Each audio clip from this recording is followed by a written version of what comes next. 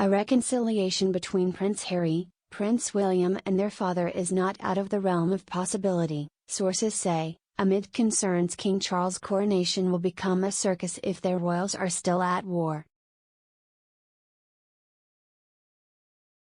A royal source with close ties to both His Majesty and the Sussexes believes both parties will look toward peace talks in the coming months. It's fixable, the source told The Times. Both sides need to hold their hands up and admit we didn't get everything right, and we got a lot wrong. It's going to take flexibility on all sides, but it can be done. It needs Harry over here, in the room with the King and Prince of Wales, a couple of other family members, some of his people he trusts who always had his back, so he doesn't think us being ambushed. The source said King Charles would have no issue with these terms. And Harry has made no secret of his desire to reconcile with his family, even in the midst of all the mudslinging of the past few weeks. Prince William may be slightly harder to win over, the source said. Has said to have been extremely hurt by the way his younger brother has portrayed him in his memoir, Spare. Harry has shared deeply personal recollections of brotherly spats they have shared, revealed text messages between his wife Meghan and the Princess of Wales during their now infamous bridesmaid dress argument, and accused the future King and Queen of endorsing his Nazi costume. Even still, the royal source says William's loyalty is ultimately to his country, and he will reconcile if he believes it's the best thing for the future of the monarchy. A second source said, they have to invite them in before the coronation, or it will become such a circus and distraction. The King's coronation will take place on Saturday, May 6. There have been conflicting messages as to whether the Sussexes can expect an invite to the ceremony. Initially, it was reported Charles would extend an invitation to Harry and Meghan, though insiders quietly felt they'd find a reason to politely decline. But amid the onslaught of insults there were whispers His Majesty was being urged to reconsider his position, even by some senior-ranking royals, out of concerns any private discussions would make their way into print.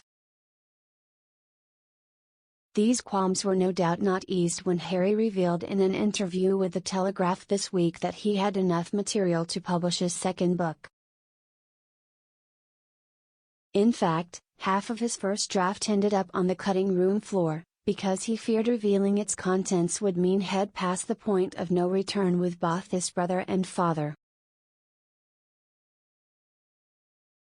He said, there are some things that have happened, especially between me and my brother, and to some extent between me and my father, that I just don't want the world to know.